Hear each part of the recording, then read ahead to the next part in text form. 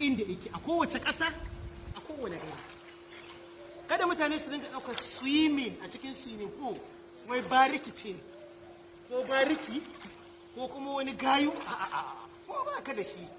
Allah zai hore kuɗin da zaka je ka biya kuɗi ka shiga kai swimming a duk inda kake so.